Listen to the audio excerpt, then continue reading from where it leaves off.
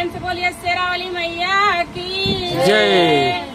आज हम तीनों जन एक माता भजन लेके आए हूँ। अच्छा लगे तो लाइक कमेंट करना और इनके चैनल पे जाएगा। चैनल नाम बताओ। सुमन जैसे आप लोग देख रहे हो ना, उसी चैनल पे प्यार दुलार दीजिए। हम लोग पे थोड़ा थोड़ा सा ब्लॉग जाएगा।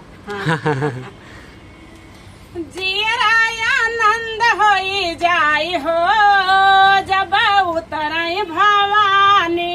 जियराया आनंद होई जाई हो जब उतराई भवानी। उतराई भवानी हो मैया महारानी।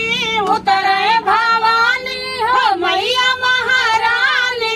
जियराया आनंद होई जाई हो जब उतराई भवानी। जियराया आनंद होई जाई हो जब उतरे भवानी। ना हमरे मैया के महला दो महला। ना हमरे मैया के महला दो महला।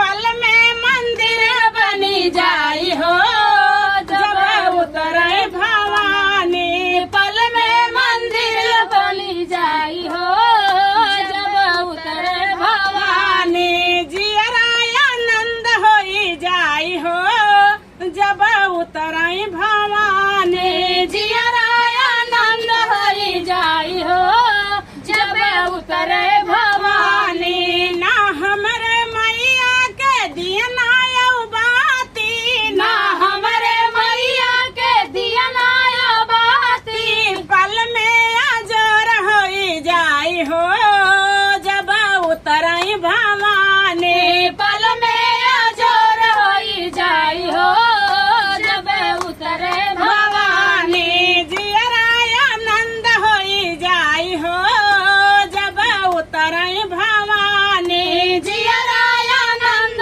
होई जाई हो जब उतरे भवानी। ना हमरे मैया के बेटी औ बेटा। ना हमरे मैया के बेटी औ बेटा। दुनिया का है महातारी हो।